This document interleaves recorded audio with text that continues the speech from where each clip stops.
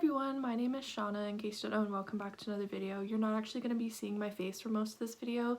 Today I'm going to be giving you a tour of my Harry Potter bookshelf. I'm a big Harry Potter fan, obviously, and I have this like tall bookshelf that I didn't know what to do with it. I never know what to do with it. And we got the carpets taken out of my house, so now we have like hardwood everywhere.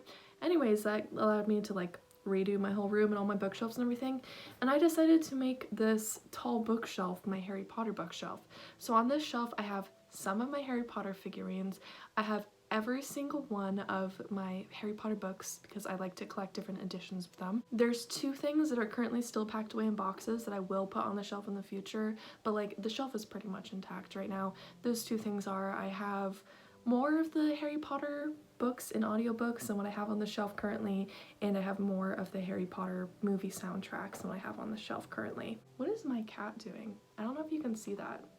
Anyways, I do want to also clarify that a lot of the editions of the Harry Potter books that I have, I bought used. So a lot of the ones that I have didn't have any money go directly to the author. Yeah, without further ado, let's just crack on into this video.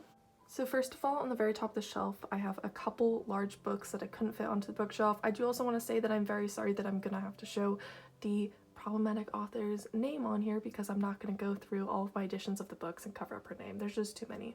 So up here I have these two books. Let me bring them on over to my bed so I can show you because I don't have enough hands to show you anywhere else. So this is Harry Potter and the Goblet of Fire in concert. I believe I have the Prisoner of Azkaban one in concert as well because I saw that one. The in concert series is fantastic. If you haven't had a chance to go see one yet, you definitely should. I like how this book has the design that's on like parchment paper, so you can read the note from the composer sort of behind it, and then just pictures from the movie. For the in concert series, they basically just play the Harry Potter movies. There is a symphony there that's playing. There's a choir there too, depending on the film. And they play a movie on the big screen. And there's subtitles on there too, which is really nice, so you can catch all of the dialogue, even when the music gets really loud. And then this one also is too big to fit on the shelf, and this is one that I just shove on top. The definitive movie posters. So these technically are removable, but I haven't removed them yet. That's just like a little ad thing that came in here for some reason. I think I found this one at Barnes & Noble. It just has like posters for all the movies, a bunch of rare posters too. I really actually like this one. This is probably one of my favorite Harry Potter poster books. I got this one several years ago, so I don't know if it's still available, but if it is, I highly recommend getting it if you're a Harry Potter fan. And here is the top shelf. The main features of this shelf are my editions of Harry Potter and the Philosopher's / Sorcerer's Stone, as well as Harry Potter and Chamber of Secrets, and one edition of Prisoner of Azkaban. For the little features here, we have this little thing. These are like these little mystery box. I love them so much. I have two more, but they're packed away in boxes right now. Once I find them, I'll definitely put them up here, but this is obviously Sirius and Creature. Little mini Harry Potter stuffed animal, and then up here I just have two CDs. So I have the Fantastic Beasts audiobook, which is read by Eddie Redmayne, which is fantastic. Eddie has such a fantastic voice. And then Fantastic Beasts and Where to Find Them, the soundtrack. I moved all the little figurines and stuff off, so I'm going to attempt to show you each one of these one by one so you can see all of the covers. This is a newer American paperback cover, Spanish cover, French cover that I got in France, German cover that I got in Germany, Hufflepuff edition hardback that I got in the UK, and I love the sprayed edges of these editions. I found this edition at Powell's Books, which is where I get most of my Harry Potter books. I got this one in the UK, another house edition that I got in the UK that has sprayed edges. I love this one. I got this one at Powell's Books. I've never seen this cover until I saw it at Powell's. It is so beautiful. I love it so much. Got this one at Goodwill. I used to have the hardback of this one. I still have the jacket for the hardback, but I lent it to someone and then the person moved to a different state, so don't have the hardback of this cover anymore. But my original copy of Sorcerer's Stone was the hardback with this cover. I love these mass market paperback ones. I believe I have Chamber of Secrets in this one as well, but I don't have any of the other books in this one. And then my final copy for this shelf of Sorcerer's Stone is the Mina Lima edition, which is very beautiful. I do have the illustrated edition as well. I will show that one later. This one, which I love the details on it. This one's from Germany. It has a really interesting take on the Chamber of Secrets. And this is my last one from my trip to Europe that I took. This one has a sort of fun story to it. So I was in the hospital, as a lot of you know, in 2020, and I was very depressed because I had medical equipment in me that was not fun, and because I was on really intense drugs that made me depressed. So they basically put this up on a shelf so that I could see it every day. I didn't like have enough energy to read it at the time, but like they gave it to me so I could look at something Harry Potter related because they knew I liked it and they knew I needed something to cheer me up. And here's the start of the original copies of the series that I own. And by original I mean these are the first ones that I read. This one, which is super fun, I got this one at Pal's. And here's the other one of that like mass market paperback ones that I like. I really want to get the rest of the series. There's this one. I love the like side to these ones and how when you put them together they sort of make Hogwarts. Another one of Chamber of Secrets, which I know it has the same cover, but if you look, there's two different spines. See? Because they revamped the series with these covers, but like with different spines. So I have to collect both of them because I'm a massive collector. And then here's the Mina Lima one. And the last one on the shelf is just Prisoner of Azkaban. I also have this little sticker here. It's meant to go on my wall, but it kept falling off, so it is currently on my bookshelf. Here's the second shelf. This contains Prisoner of Azkaban to Half-Blood Prince. So we have all of my Pez containers here. I believe I got these all at Barnes & Noble. I may have gotten like one from Hot Topic. And then I have these figurines, which I love figurines that came out very early in the like Potter movie franchise, I guess is the way to word it. Like they aren't super recent, that's what I mean. Like a little more vintage ones, I really like them. So there's these ones, and this one was from a friend, and this one was from my brother because my brother was a Harry Potter fan before I got obsessed with Harry Potter, but then of course normal sibling things, he can't like anything that I like, so he stopped liking Harry Potter as much. Prisoner of Azkaban, which is the most recent one that I've gotten. I got this one at a used bookstore. And then this fun edition. I love studying the designs on this cover of the series. The hardback American one. This edition of Goblet of Fire went to Europe with me because I was reading Goblet of Fire when I left for Europe, and my mom was like, there's no way you're bringing that hardback edition, we're getting you a paperback one. So this was the first paperback one that I got of Goblet of Fire. This one I love the spine of, and the cover's so beautiful, and there's a map in here which is really fun. This one, and I love the drawings of the Triwizard Champions right there. And then this one is in banged up condition, but I always buy them the cheapest that I can, and I buy them used, so that's why this is banged up. And then the hardback one that I read first. Onto Order of the Phoenix, here we go. I only have 2 copies of Order of the Phoenix, this is the other one. So now moving on to Half-Blood Prince, and it looks like I have 2 of the same edition, but trust me, they aren't the same. So here's this one, just the American hardback. Here is this edition of Half-Blood Prince. Here's why this one is different. This one I've talked about before, I believe, but this is an edition of Half-Blood Prince that is signed by the illustrator Mary Grand Prix.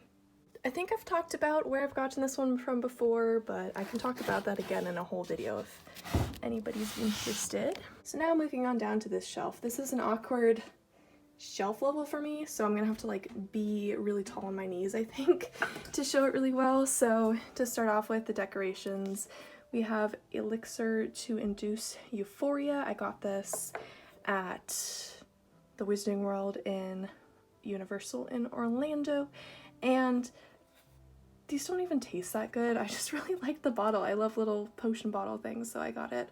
I drank it all, it just wasn't good. You have to like mix it in with water, and didn't taste good. And then we have a little Voldemort plush. He is very cute. And then this is the start of some of my Harry Potter books that are like too big to put vertical. So for the actual Harry Potter books on the shelf that can still go vertical, we have Deathly Hallows, which is another one that I only have 2 editions of. So this is just the hardback one, and then paperback. I've read Deathly Hallows the least out of all of them just because it's so sad that it makes me cry. And then Cursed Child, which I absolutely love. I really want to get more editions of Cursed Child. I only have 1 edition of it. I just love Cursed Child so much. I know it's an unpopular opinion, but I love it. Now onto the screenplays, starting off with the first screenplay for Fantastic Beasts and Where to Find Them, and moving on to Crimes of Grindelwald. I'm a little upset that the cover for Secrets of Dumbledore is different and that it's going to be coming out in July, I think. It feels like a long time before it comes out after the movie came out, and I'm like upset that it's just the movie poster, but like I'll take what I can get. It's still gonna be good. And now onto these ones. I'm sort of having bad pot symptoms, so like if I'm really shaky or out of breath, that's why. I'll be okay. It just is sometimes difficult to film videos while I'm like this. So first up we have this Hogwarts a Movie scrapbook. I still haven't taken the 25% off tag off of it. I got this one, I believe, at Fred Meyer's, which is essentially Kroger, but like with more things to it, and it's just in the Pacific Northwest where I live. This Harry Potter sticker book, which I have 2 of them, so I'm only going to show one of them, I'm not going to show them both, and it came with a poster, and I have the poster hanging up on my door. Then there is this unofficial guide to the collectibles of our favorite wizard, Harry Potter. I got this one for Christmas. Calling All Witches, I got this one at either Target or Barnes & Noble, I forget which. Another collectible sticker book. Ooh, that one doesn't even fit standing up on that shelf, so this is just for Order of the Phoenix. It's pretty thin, not much to it, but I got it and it was really cheap. It was $6.99 and I got it new, so it was pretty cheap. Harry Potter and the Sorcerer's Stone poster book. I had 2 of these, however the other one I ripped out the posters and put them on my walls. My cat has slowly been destroying them, so this one is the intact one. There's no really like words to this, they're just little posters. See, look, just from Sorcerer's Stone, different scenes, one specific for the characters, focusing mostly on the Golden Trio. This one I've read so much that it's falling apart. This is the Harry Potter and the Half-Blood Prince movie poster book. I'm not going to open this fully right now because I don't want it to fall apart more, but what I loved about this was that there is the characters, like the posters, and then on the back of the posters there's an interview with the cast. So I really, really enjoyed this one. Half-Blood Prince was the first Harry Potter movie that I saw in theaters on opening day, so like it'll always have a special place in my heart, and it's currently my favorite Harry Potter film. And here's another sticker book. I was a kid who used the stickers in the sticker books and like put it on the different pages, which I have mixed feelings about that now. Like I probably wouldn't put the stickers on now if I were to get a new copy of this book. But yeah, this is the Half-Blood Prince one. Okay, now on to the illustrated editions. So Harry Potter and the Philosopher's Stone, this is the paperback version. It came with this poster of a Norwegian Ridgeback. I got this one used, so I was really glad that the poster was still intact in it. I can always tell whether I'm getting a used edition of a book from a collector or not based on how much intact all the little goodies are. These are really heavy to hold up. This is the hardback of the illustrated edition, hardback Chamber of Secrets illustrated edition, hardback Prisoner of Azkaban illustrated edition. Oh, these hurt so badly to carry. I have fibromyalgia, okay? I can't help the pain. Goblet of Fire, Tales of Beetle the Bard, which I love this edition, it's so pretty, the cover. And then Quidditch Through the Ages, and I do have the illustrated of Fantastic Beasts 2, but that's currently in a box and I haven't unloaded it from when we replaced all the carpets in my house with hardwood. We are at the halfway mark, so there is 3 more shelves. One of them isn't completely full, and I'll explain why I can't fill up the bottom shelf all the way. So this is the 3rd shelf from the bottom.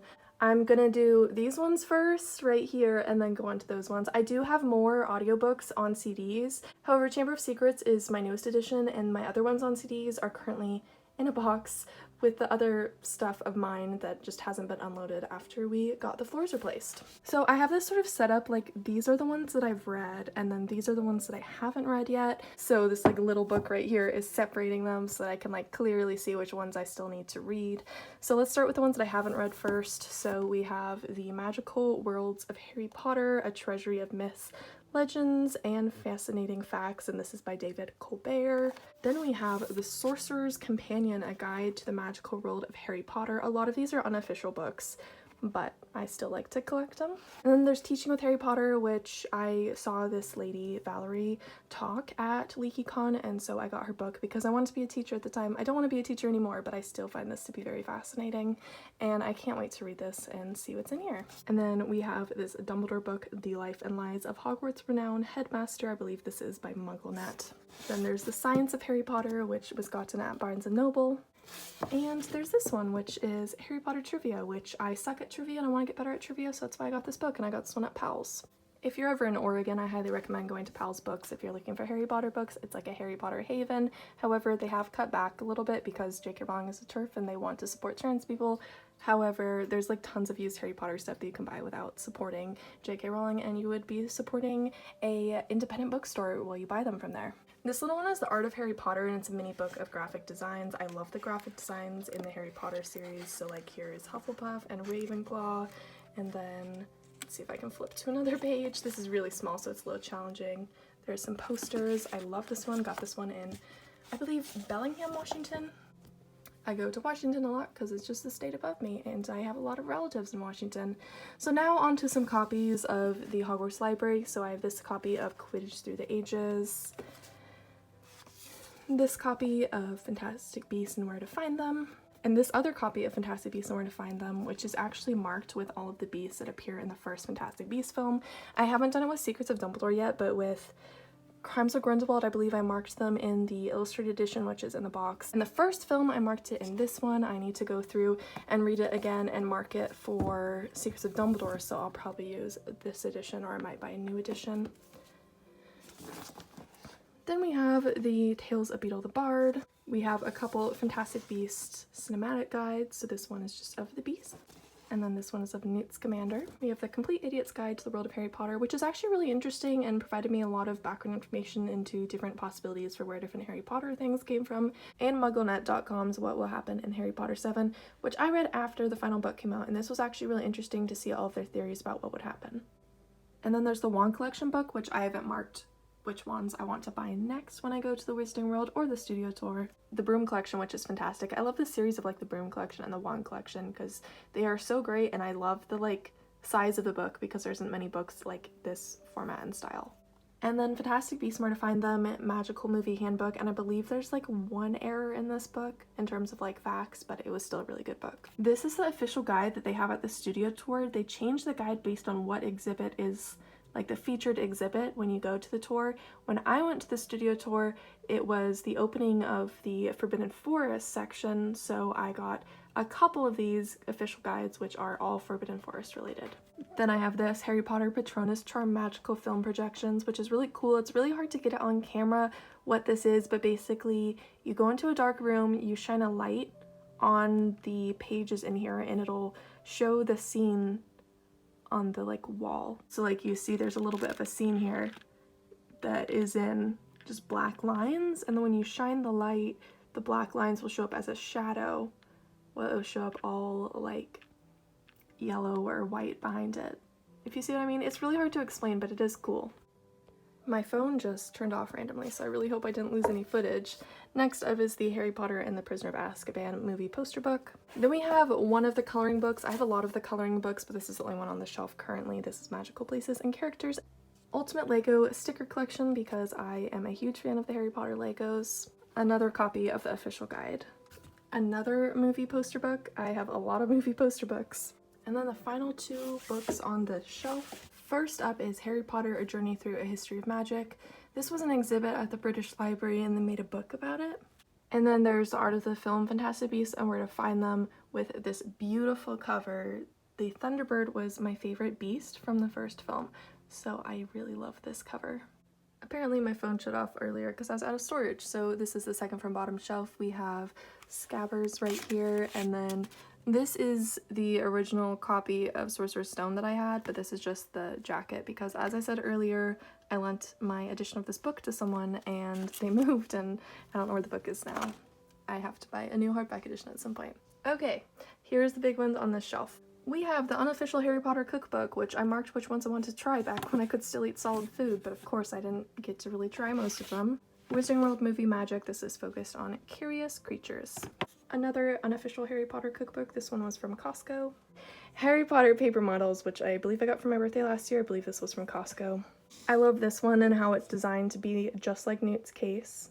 Inside the Making of Fantastic Beasts, and there's a foreword by Eddie Redmayne in here. More Lego Harry Potter things. There is 2 books in here. So there's the Ultimate Sticker Collection, which I already have one of them, and then the Magical Guide to the Wizarding World. So I have a duplicate of Ultimate Sticker Collection, but this one's in a little case, so that's pretty cool.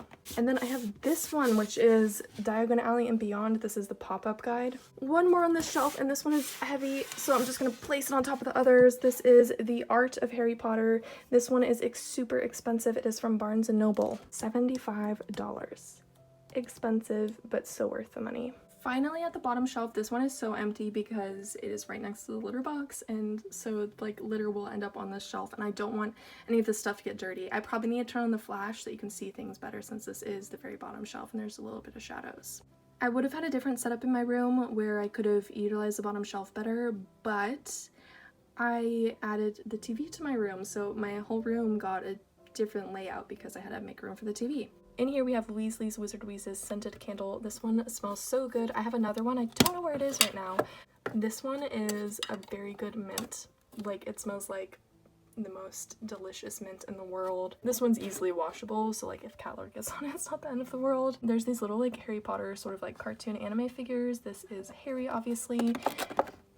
And then if we sweep on over here to the other side, I have Luna as well. If these had existed when I was a kid, I would have been playing with these instead of Polly Pockets and Barbies. Like, these are ultimately superior. I'm sort of mad that they got all these cool Harry Potter toys after I was a kid, so I couldn't like play with them when I was a kid. So we also have this peppermint toads here. This box is very banged up, and it's because I got this box in London.